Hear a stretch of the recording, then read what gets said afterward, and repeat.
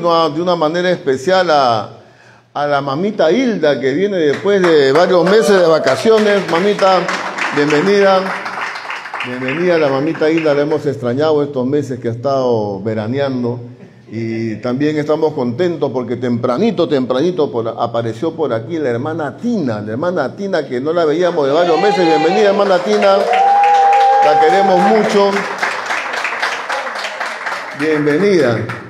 Nosotros tenemos un cariño muy especial por la hermana Tinita, porque la hermana Tina fue la primera persona que se convirtió en la iglesia. Es decir, nosotros hemos recibido gente que viene de otras iglesias, que ya conocían la palabra, ¿no? Pero la hermana Tinita estaba así, 0-0, ¿no? Y ese día en la iglesia recibió al Señor, así que es una primicia por eso de la iglesia. Muy bien, un saludo a la gente que nos ve por internet. Estamos transmitiendo desde San Borja, Lima, Perú, para las personas que nos ven en varias partes del mundo. Mi nombre es Sandro Mariluz, mi esposa Nelly. Esta es la Misión Cristiana Vive en Lima, Perú. Un aplauso al Señor por la bendición de poder congregarnos, estar juntos y volviendo a agarrar el ritmo, ¿no? Volviendo a agarrar el ritmo de congregar todos los domingos después de 2 años de pandemia, de aislamiento social y todo esto que hemos pasado. Muy bien, quiero este domingo y el otro centrarme en un tema que creo que es vital. Esto me lo sugirió mis hijas, Dana y Anel, porque conversábamos siempre en la casa sobre las cosas, y yo me dice, papá, y veo las inquietudes, así que a raíz de esa conversación dije, bueno, tienes razón, hijita. Y el tema es ¿no?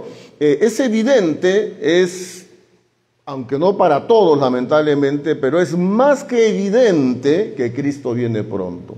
¿Cuántos creen eso? Algunos no se dan cuenta, algunos no la ven, pero Cristo viene pronto. Los tiempos se van acortando y los tiempos se van acelerando hacia el retorno triunfal del Señor Jesucristo. Repito, no todos se dan cuenta, mucha gente no lo ve, algunos creyentes están en otra, aún pastores que no la ven, pero el hecho real es que estamos viviendo un tiempo apasionante, porque estamos viviendo los tiempos previos al retorno triunfal de Jesucristo, a la venida de Cristo, más que nunca antes, ¿no?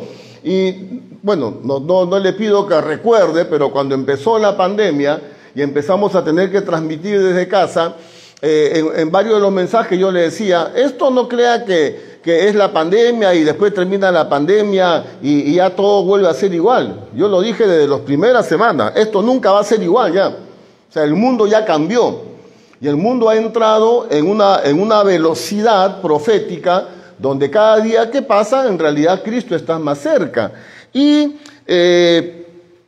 nosotros como creyentes estamos al tanto de esto, pero también hay un punto acá que los últimos tiempos, los llamados últimos tiempos, son tiempos de cumplimiento de muchas profecías, pero también de intensificación de muchas cosas que ya se están dando desde hace miles de años en realidad. Porque no sé si usted sabe, pero le comunico, teológicamente hablando, los últimos tiempos comenzaron cuando Cristo se fue al cielo. Es decir, los últimos tiempos han comenzado a correr desde hace 2000 años ya. Pero lo que va a pasar es que, como dijo el Señor Jesús, que era como dolores de parto, que crece en frecuencias, acelera la frecuencia y se intensifica, ¿no? Valga la redundancia, la intensidad de la prueba. Entonces, en realidad, por ejemplo, hay gente que dice, no, pero ¿cómo que las guerras son una señal de la venida de Cristo? Si siempre ha habido guerras. Cierto, siempre ha habido guerras. Pero el siglo pasado tuvimos 2 guerras mundiales.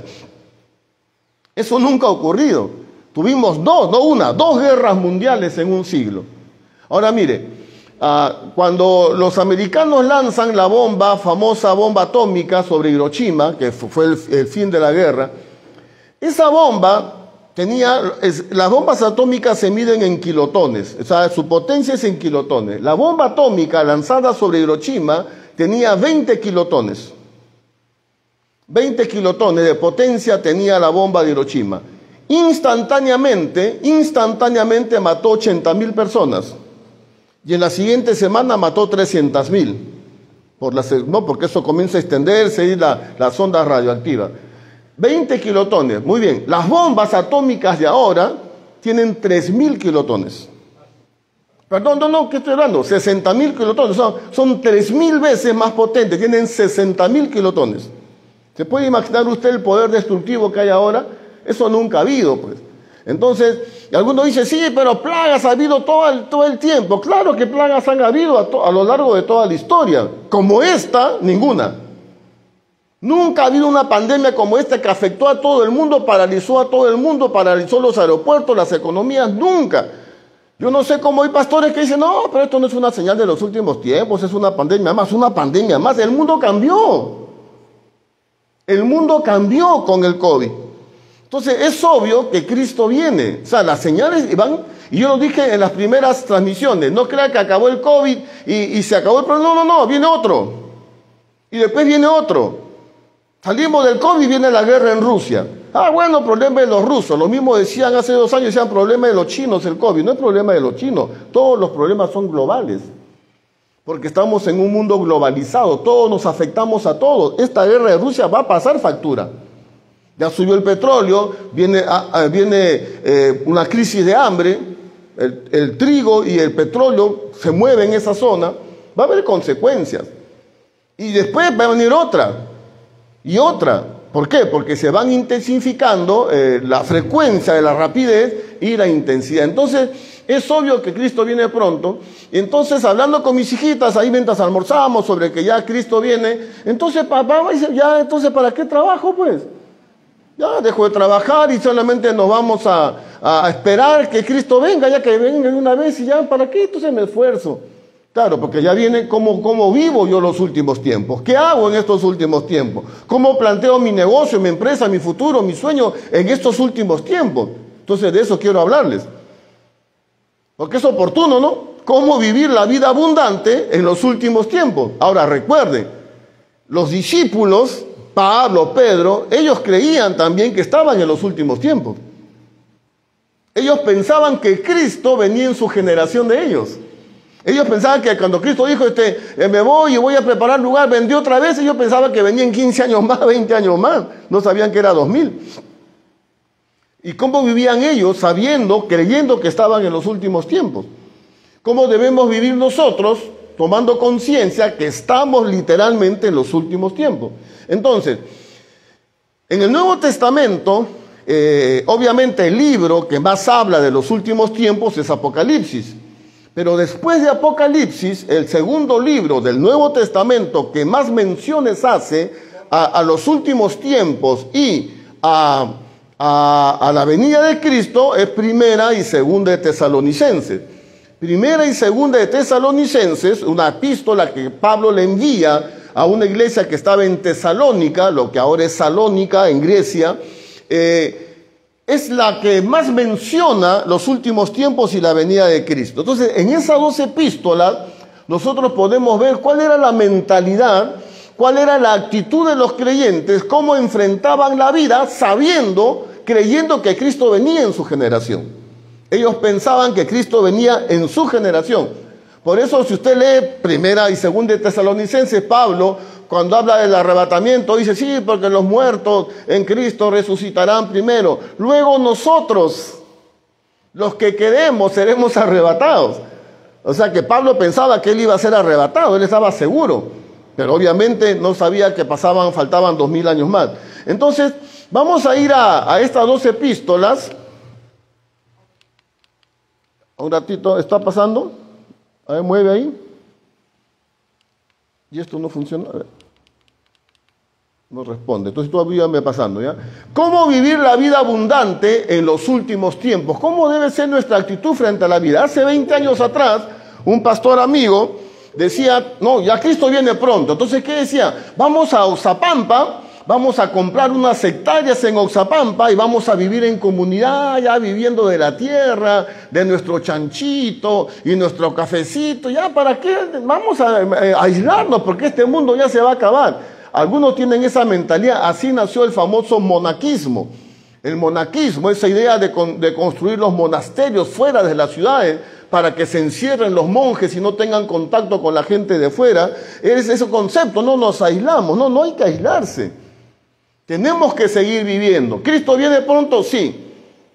Y no quiero ser ave de mal agüero, pero es la verdad. Escúcheme, para el mundo en general, las cosas no van a mejorar. Las cosas van a empeorar. Nosotros tenemos una actitud diferente y tenemos una fe que nos sostiene, pero seamos realistas, el mundo no es que va a mejorar, no va a mejorar, va a ser cada vez peor, en todo sentido, porque así está escrito. ¿Y cómo vivo entonces la vida abundante que Jesús ganó para mí? ¿Qué hago?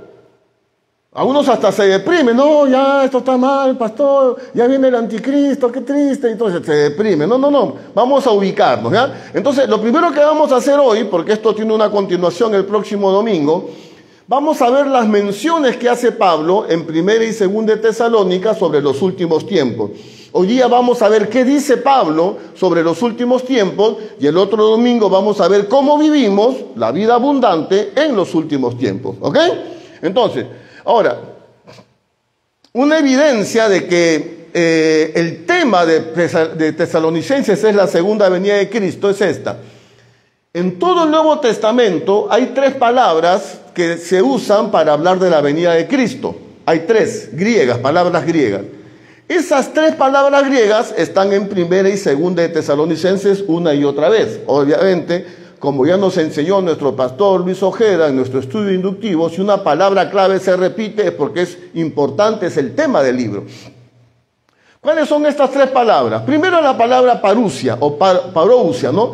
La palabra parousia se traduce venida, pero es bien interesante porque esta era la palabra que se usaba cuando el rey llegaba a cierta ciudad, cuando el rey llegaba a cierto pueblo.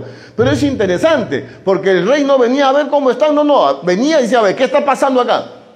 Se involucraba en la situación. A ver, ¿qué está pasando? No, rey, mire que aquí esto es injusto, ya vamos a hacer justicia acá. ¿Qué está pasando? No, tenemos este problema, resuelve. Entonces el rey llegaba, el rey venía, pero no venía a observar, venía a involucrarse en los problemas de esa comunidad. Entonces esta misma palabra parousia o parucía se habla de la venida de Cristo. Cristo viene a involucrarse en la vida de la tierra. Cristo viene a involucrarse en la vida del ser humano en su segunda venida.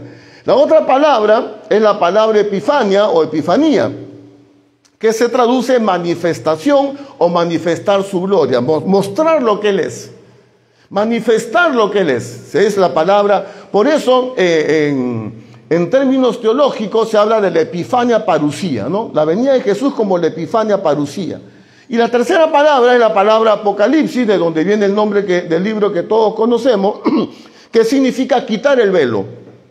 Yo tengo un mueble, lo tapo con una tela, con un velo, nadie ve cómo está el mueble, yo saco la tela, estoy revelando lo que está ahí. Entonces, estas 3 palabras que tienen que ver con la venida, la manifestación y la revelación de Jesucristo, las 3 palabras están en las dos epístolas. Vamos a ver qué dice Pablo. Primero dice, 1 Tesalonicenses 1:10. Está hablando de los creyentes y dice, y esperar de los cielos a su Hijo, al cual resucitó de los muertos, a Jesús, quien nos libra de la ira venidera. En estos tiempos de la iglesia marquetera, en estos tiempos de la iglesia que más parece una agencia de marketing que una iglesia de Jesucristo, donde lo que se quiere es quedar bien o caer bien a los demás, ya no se quiere usar la palabra ira de Dios. No, Dios es bueno, la gracia, y todo es gracia. Y ojo, la Biblia habla que la ira de Dios se revela desde el cielo contra toda desobediencia.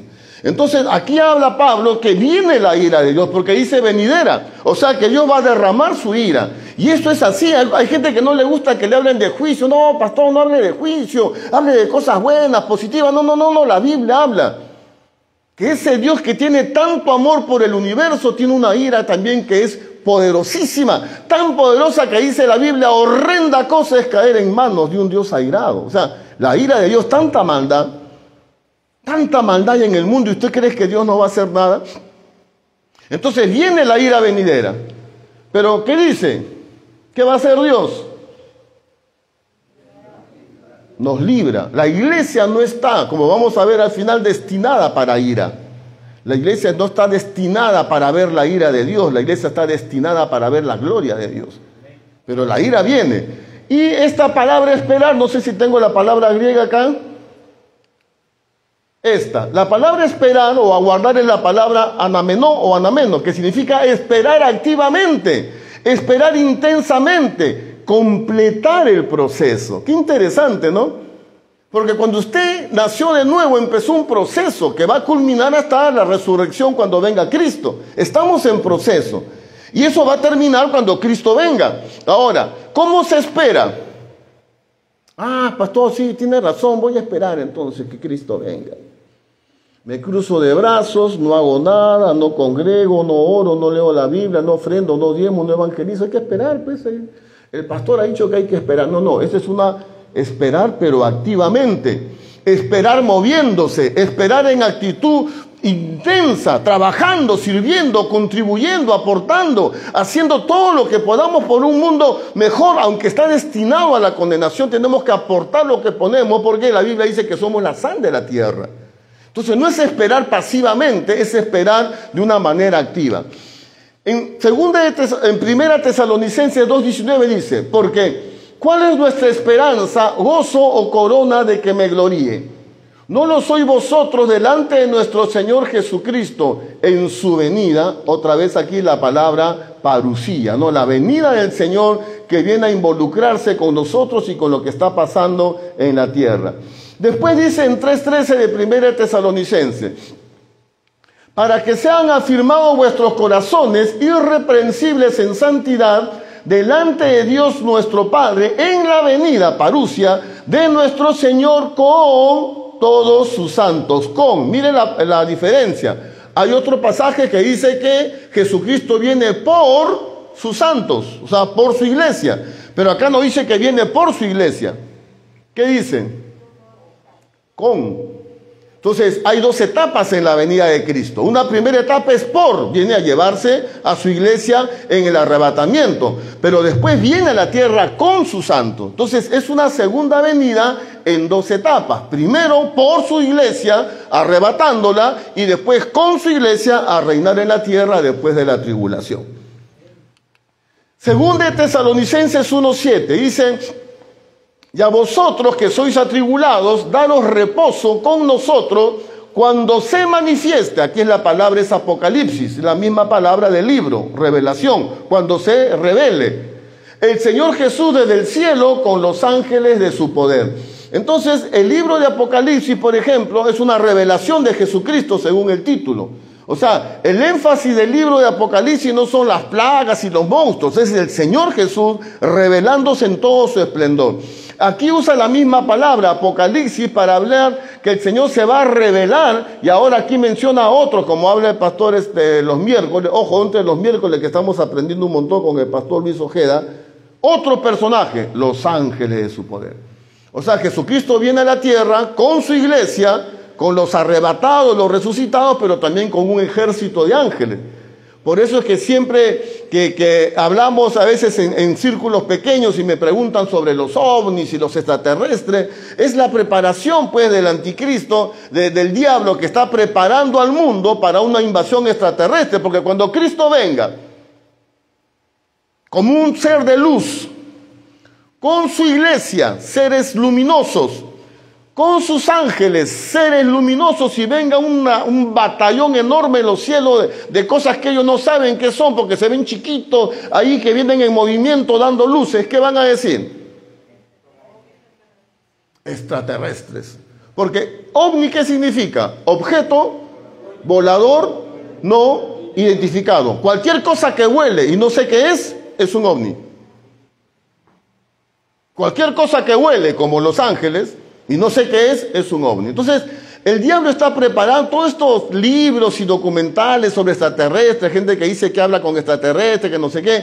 Hay un programa todos los días en televisión que se llama Alienígenas Ancestrales, no sé si han visto. Todos los días hablan de extraterrestre, bombardeando a la gente, porque cuando Cristo venga, vendrá también con sus santos, pero viene con los ángeles. Ok, 2 Tesalonicenses 1, verso 8 y 9. En llama de fuego, para dar retribución a los que no conocieron a Dios, ni obedecen al Evangelio de nuestro Señor, los cuales sufrirán eterna perdición, excluidos de la presencia del Señor y de la gloria de su poder. Qué interesante, ¿no? ¿Cuántos de ustedes han escuchado que tenemos que creer en el Evangelio? ¿Han escuchado o no? Cree, ¿no? Arrepentidos y hay que creer en el Evangelio. Pero acá, ¿qué dice? Hay que obedecer el Evangelio. ¿Entiendes? O sea, el Evangelio no solamente, ¡ay, qué bonito el mensaje! No, ¡qué bonito! No, obedece. Arrepiéntete. Jesús dijo, el tiempo se ha cumplido. El reino de Dios se ha acercado. Arrepiéntete y cree en el Evangelio. Y no es una proposición, obedece ese mensaje. Arrepiéntete, cree en el Evangelio. Pero los que no quieren obedecer, sufrirán, ¿qué cosa? Pena de 20 años de perdición. 15 años. Eterna perdición. ¿Y en qué consiste esta perdición? Excluidos de la presencia del Señor y la gloria de su poder. ¿Qué cosa es la condenación? Estar eternamente lejos de la presencia de Dios. Ahora, cuando dice aquí pena, la palabra griega es una sentencia judicial. Es alguien que ha sido sometido a juicio y ha sido hallado culpable. Y como Dios es un juez justo, lo condena. ¿Y a qué lo condena? Eterna perdición. ¿En qué consiste la eterna perdición? Vivir eternamente lejos de la presencia de Dios. Eso ya es una tortura, ¿no? ¿En qué consiste la condenación entonces? Estar eternamente excluidos de la presencia de Dios. Ahora, mire cuántas menciones en estas 2 epístolas cortitas, cuántas menciones de los últimos tiempos. Ese es el tema de las 2 epístolas. Según de Tesalonicenses, capítulo 2, verso 3. Nadie os engañe en ninguna manera, porque no vendrá sin que antes venga la apostasía y se manifieste el hombre de pecado, el hijo de perdición. Dice que tiene que ocurrir 2 cosas.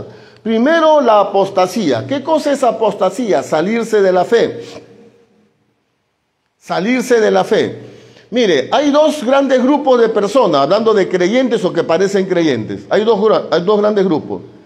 Hay los que nunca fueron, pero aparentaron ser. ¿Entiende? Hay unos que nunca fueron cristianos, pero aparentaron ser. Pudieron ser pastores, predicadores, cantantes, pero nunca fueron en realidad. Y hay otros que sí fueron, pero apostataron. Se salieron de la fe. Que según mi concepto es la única forma de perder la salvación, por apostasía. Porque fueron, pero se salieron de la fe. ¿Entiende? No es que pecaron porque se fueron a una pollada y se tomaron un trago de más. No, no. Renunciaron a su fe conscientemente. Cantantes famosos, predicadores famosos. Si usted ve las redes, va a ver ahí, ¿no? Había un chiquito en Brasil que cantaba lindo. De chiquito cantaba, ¿se acuerdan? Jota. No sé si los que son de las redes sociales. De chiquito cantaba. Se presentó un concurso secular cantando canciones cristianas. Se hizo famosísimo en el mundo, creció, ya tiene 20 y tantos años, un referente de la música cristiana en Brasil y en el mundo. Y después sale un día y dice, no, renuncio a mi fe porque quiero ser gay. Y se fue de la iglesia. Pastores de iglesias grandes en Estados Unidos que están renunciando al ministerio porque quieren casarse con otro hombre. Mujeres, una famosa pastora en Estados Unidos, no, voy a renunciar a la denominación porque tengo mi novia. Y se va a casar con su novia y ahora con su novia van a pastorear otra iglesia, van a fundar otra iglesia. ¿Cómo se llama eso? Apostasía. Cantantes famosos, predicadores famosos que se van a salir de la fe. Y hay 2 posibilidades. Nunca fueron y solo aparentaron, o fueron y apostataron. Entonces la apostasía ya está ocurriendo por si acaso. Y otro dato dice la aparición del anticristo, que dice el hijo de perdición, en el griego dice hijo de Apolión. Hijo de Apolión. Si usted ha leído algo del libro Apocalipsis, sabe que hay un ángel de la muerte, que es un terrible demonio, que aparece en Apocalipsis con el nombre de Apolión o Abadón en hebreo. Ambos significan destructor. Entonces dice que tiene que aparecer alguien, tiene que manifestarse alguien. ¿Quién es? El anticristo. Se va a manifestar en los últimos tiempos un líder político. Ahora, La plataforma, lo que está ocurriendo en el mundo, es como un ensayo, como preparar la tierra para lo que viene. ¿Por qué? Porque el anticristo va a ser un líder mundial. Hay un judío que se llama Yuval Noah, no es creyente, pero es visionario, conoce. Hace años, ya 5 años atrás, antes de la pandemia, él decía así: el mundo se está dirigiendo a un nuevo orden mundial, a un nuevo, lo que se llama en geopolítica, un nuevo equilibrio de poderes. Este mundo, así como está, ya ha demostrado que no funciona. Es más, como ahora somos un mundo global, y lo hemos demostrado con la pandemia, que no es que es problema de los chinos, sino que le afecta a todo el mundo, como los problemas son globales, o sea que afectan a todo el mundo, las soluciones tienen que ser globales. Pero para mandar una solución global, necesito un gobierno global. Porque cada gobierno no puede hacer lo que le dé la gana, porque el problema es global. Entonces, ¿a dónde apunta esto? Decía Yuval Noah. Gobierno globalista, o sea, como un gobierno mundial, y gobierno controlista. Globalista y controlista. Esto lo decía Yuval antes de la pandemia. Ahora imagínense con este ensayo maravilloso que ha habido para el nuevo orden mundial de la pandemia. Ya, sin darnos cuenta, es la teoría de la rana, pues, ¿no? ¿Han leído la teoría de la rana? Si tú tienes una olla hirviendo y tiras una rana, ¿qué pasa? Como reacción en onda, salta. Pero si tú la metes a la olla con el agua fría y poquito a poquito vas calentando, no se da cuenta, va calentando, termina sirviéndola, porque no la sintió. ¿Por qué? Porque fue un proceso de poco. Si nos quisieran instaurar un gobierno globalista y controlista de un momento a otro, iba a haber reacción. Pero mire qué tal ensayo en 2 años, ¿no?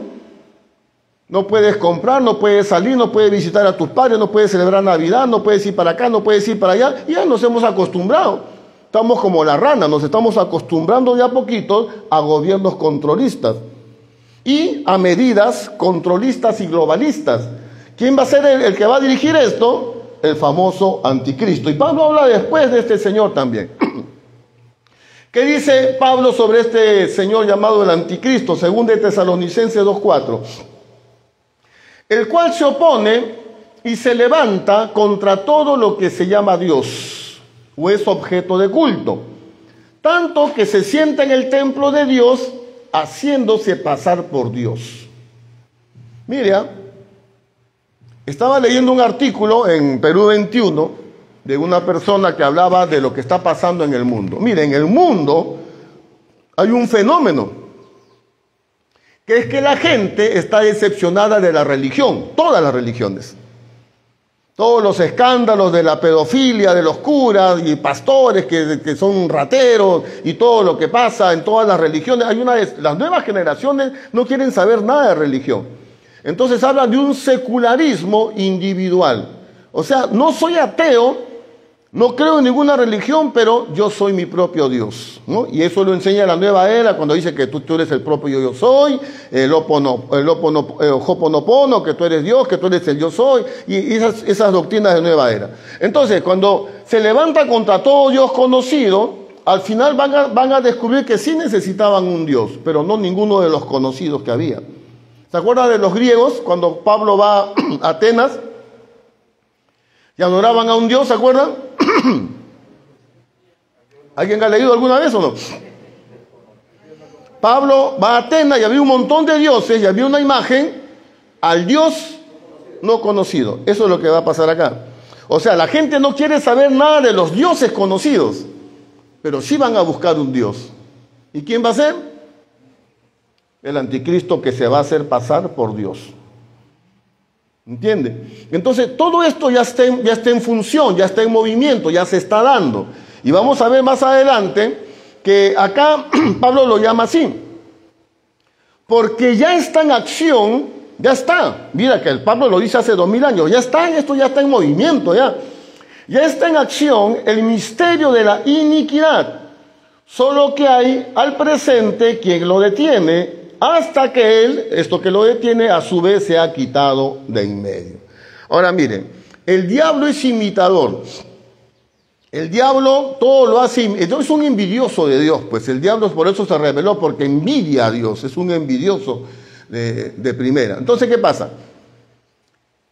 Para hablar del plan de Dios que tenía de hacer que su hijo se haga hombre y muere en una cruz y asciende al cielo y deje una iglesia que predique su nombre y después regrese por segunda vez a reinar en la tierra, a todo ese proceso, a toda esa acción, la Biblia lo llama el misterio de la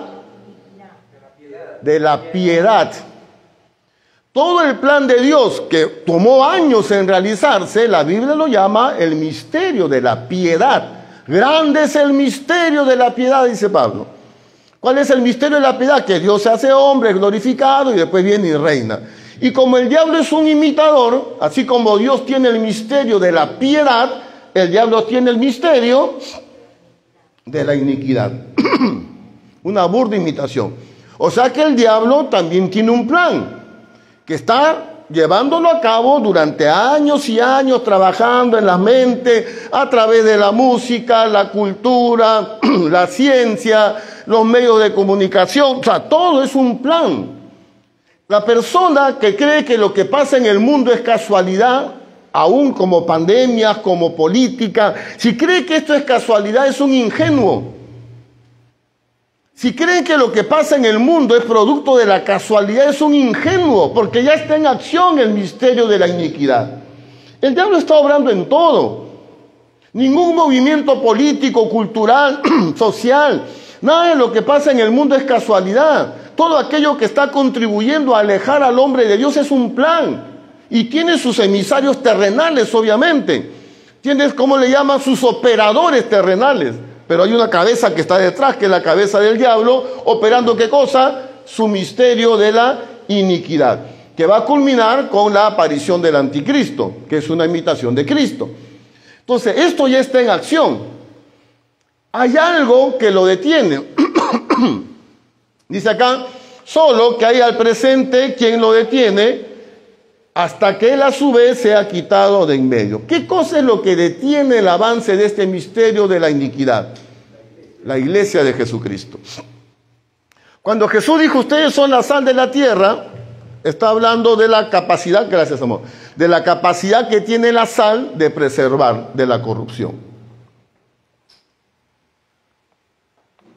El misterio de la iniquidad está operando desde hace miles de años. El plan del diablo para intentar neciamente destruir o frustrar el plan de Dios, lo cual es imposible. Ahora, ¿qué dice acá? Interesante. Dice, solo que haya presente quien lo detiene hasta que éste a su vez sea quitado de en medio. Esta palabra quitado en griego es la misma raíz de la palabra iglesia. En griego. La palabra iglesia en griego es la palabra eclesia o eclesía, que es el prefijo ek, que es salir, ek, salir, quitar. Kaleo, llamados. Entonces la iglesia son aquellos que son llamados a salir, ¿no? Esa es la palabra eclesia o eclesía.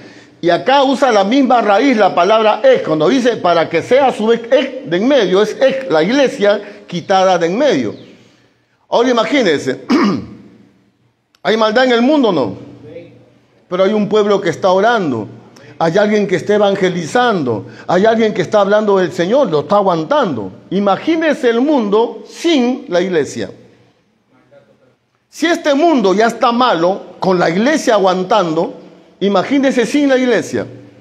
Ahí se desboca la maldad. Entonces, ya el misterio de la iniquidad, este nuevo sistema de gobierno mundial que el anticristo va a implantar, haciéndose él como Dios, que ese es el nuevo orden mundial, ya está en acción, pero la iglesia lo está deteniendo. Cuando la iglesia sea quitada, entonces aparecerá el anticristo. Pero ¿qué pasa con este señor, el anticristo? Según de Tesalonicenses 2:8, dice, y entonces se manifestará aquel inicuo a quien el Señor matará con el espíritu de su boca y destruirá con el resplandor, Epifania, de su venida. ¿Con qué va a destruir Jesús al anticristo y al diablo?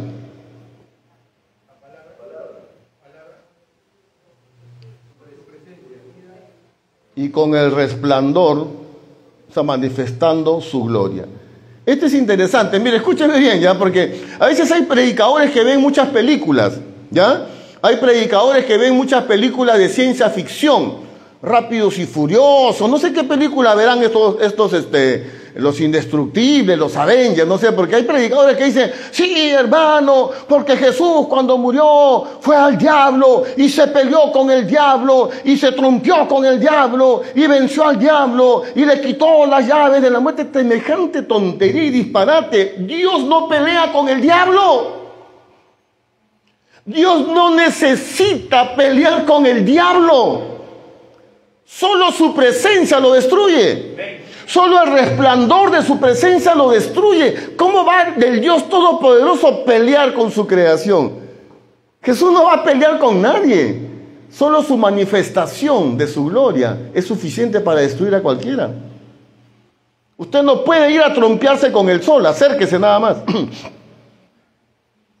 ¿Me dejo entender? Usted no tiene que ir a trompearse con el sol, acérquese nada más. Ya está frito. O sea, la presencia de Dios es suficiente para vencer al diablo. Y esto es una buena noticia porque a veces pensamos que el diablo tiene más poder del que realmente tiene. Es un ser poderoso, sí, pero mayor es el que está en nosotros que el que está en el mundo. Y nuestro Dios no necesita pelear con el diablo. Solo necesita su epifanía, manifestarse, punto. La presencia de Dios hace huir al diablo. ¿Qué es lo que necesitas tú en tu vida? ¿Qué dice Santiago? Someteos pues a Dios. Tú resiste al diablo y el diablo va a huir de ti. Dios no tiene que pelear con el diablo. Tú tienes que resistirlo. ¿Y cómo? Buscando a Dios. Porque cuando tú buscas a Dios, viene su presencia suficiente, el enemigo sale corriendo. Entonces, el Señor Jesús va a destruir al anticristo con su sola venida. Ahora, ¿quién está detrás de este plan del misterio de la iniquidad? Según de Tesalonicenses 2:9.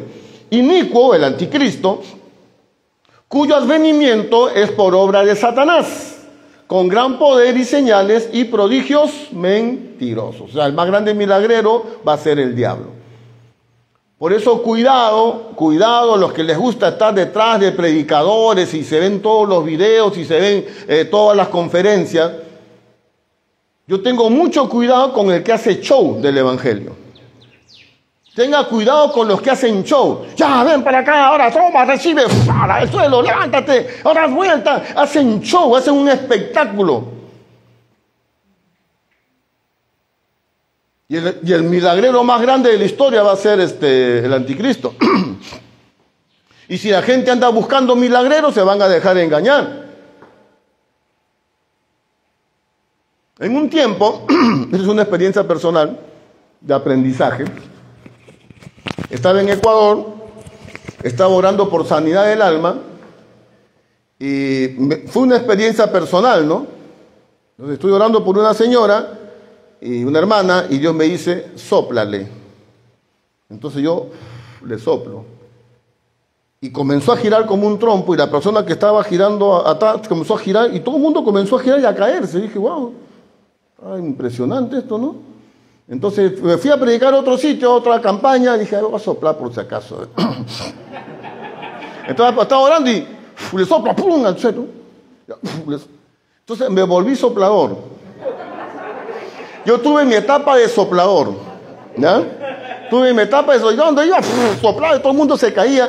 Pero después ya había un pastor amigo mío del norte del Perú que me empezaba a invitar a cada rato, porque le gustaba la sopladera. Entonces me invitaban para soplar. Entonces yo tuve que confrontarme a mí mismo. O sea, ¿para eso me llamó Dios? ¿Para soplar sobre la gente o me llamó para edificarla con la palabra? Entonces dije, no. La gente me buscó. Mire, bajaba del altar así porque hacía un tabladío, lo hacían en un campo deportivo, un tabladío alto. Yo bajaba del tabladío y la gente se me amontonaba. Así, pastor, la gente se caía, gritaba, yo pasaba, la gente, un escándalo. O sea, Visualmente era una cosa llamativa, pero a mí me confrontaba porque yo digo, ¿y esta gente mañana cómo va a estar? ¿Van a estar más firmes o se le va a pasar la emoción de la tembladera de un día?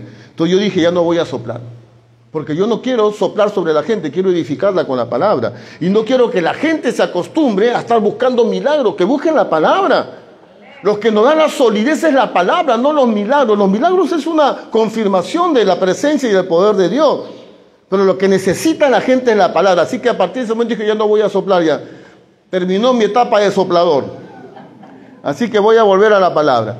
Pero la gente busca, pues le gusta el movimiento, le gusta la cosa, ¿no? Y entonces el diablo va a encontrar un campo de cultivo en gente que anda buscando milagreros, ¿no? Entonces son prodigios mentirosos. Ahora, ¿a quién va a engañar el anticristo? Ya vamos terminando. ¿A quién va a engañar el anticristo? Según de Tesalonicenses 2, 10 al 12, ya falta el puntito. Dice, con todo engaño, mire que se repite la palabra engaño, es una mentira. Con todo engaño de iniquidad, ¿para quién? Para los que se pierden. Por cuanto no recibieron el amor de Dios. Ojo, no basta creer que Dios te ama, tienes que recibir ese amor. Que acá muchos no lo hacen. No recibieron el amor de la verdad para ser salvos. Por esto Dios les envió un poder engañoso para que crean la mentira, a fin de que sean condenados, ¿quiénes? Todos los que no creyeron a la verdad, sino que se complacieron en injusticia. ¿A quién va a engañar el anticristo? A los que no quieren recibir el amor de Dios y a los que no quieren creer a la verdad. Nos pasamos los años y los días y los meses diciéndole a la gente, Dios te ama. De tal manera amó Dios al mundo que ha dado a su Hijo unigénito para que todo aquel que en Él cree no se pierda, mas tenga vida eterna. Recibe el amor de Dios. No quiero. La gente no quiere recibir el amor de Dios. No quieres recibir el amor de Dios, vas a recibir la ira de Dios, pues. Tú escogiste. ¿Cuántos aquí han recibido el amor de Dios? ¿Cuántos han creído a la verdad de Jesucristo, del Evangelio? Porque al que no lo hace, el diablo lo va a engañar. Por el que está en Cristo no lo puede engañar nadie. Pero los que no, sí. Entonces ahora acá hay dos convicciones que debemos tener nosotros como cristianos. Primero, Dios nos ha librado de la ira. No se asuste. Tranquilo. Sereno Moreno. Tranquilo Danilo. Toma tu ¿cómo se llama? Esa hierba que toman para calmarse. Tu valeriana. No te asustes con lo que viene, te lo he dicho, el mundo se va a poner peor, sí. Esto no va a mejorar, va a empeorar. Y salimos de uno y nos metemos en otro y termina la pandemia y empieza la guerra, termina la guerra, empieza la hambruna. Así va a ser. Pero nosotros no estamos destinados para la ira, porque Dios nos ha venido a librar de su ira y a esperar de los cielos a su Hijo, al cual resucitó de los muertos, a Jesús, quien nos libra de la ira venidera. Esta ira no es para ti. Esta ira es para el que no cree. No debes tener miedo de lo que viene. No estamos nosotros, como dice el siguiente versículo, no estamos destinados para la ira. 1 Tesalonicenses 5:9. Porque no nos ha destinado Dios para ira, no, sino para obtener salvación por medio de nuestro Señor Jesucristo. Ese es tu destino. Así que no te asustes con lo que viene. Métete con Dios más bien. Enamórate de Dios más que nunca. Prepárate para la venida de Cristo. Pero no tengas miedo de lo que viene, porque está escrito, así va a ser. Más bien, como dice el Señor, levanta tu cabeza, emociónate, ¿no? ¿Cómo te sientes tú cuando hay un familiar que estuvo años fuera de viaje y va a venir en tal fecha y tú te preparas para recibir, ¿no? Qué emoción, qué expectativa. Esa es la actitud del creyente. Cristo viene, señores. Nuestro Rey viene pronto. Cristo está viniendo en realidad. Y nosotros, que amamos su venida, estamos expectantes. No tengas miedo, no te asustes con lo que va a venir y prepárate porque la cosa se pone más brava. Pero nosotros estamos bajo la protección del Señor. Y tú no estás destinado para la ira, sino para tener salvación por medio de nuestro Señor Jesucristo. Amén. Entonces, estamos en los últimos tiempos. Cristo viene pronto. El misterio de la iniquidad ya está en acción y se va a consumar también. ¿Cómo vivo, pastor? ¿Cómo hago? Mi empresa, mi negocio, estudio, no estudio. Yo que me quería casar, Armando se quería casar, pero ya se está desanimando, Armando, dice, porque Cristo viene. No te desanimes, hermano, cásate nomás. ¿Cómo vivimos una vida abundante sabiendo que estamos en los últimos tiempos? Entonces, el próximo domingo vamos a terminar este mensaje. El día de hoy he querido mostrarle todas las referencias que hace Tesalonicenses sobre la segunda venida de Cristo, y el otro domingo vamos a ver cómo vivir en estos últimos tiempos. Amén. Así que vamos a ponernos de pie, vamos a orar, nos despedimos de la gente que nos ve por la internet. El próximo domingo a las 5:30 volvemos a transmitir, y si quieren venir presencial en Lima, pueden venir a las 5 de la tarde. Dios les bendiga, gracias. Vamos a orar aquí.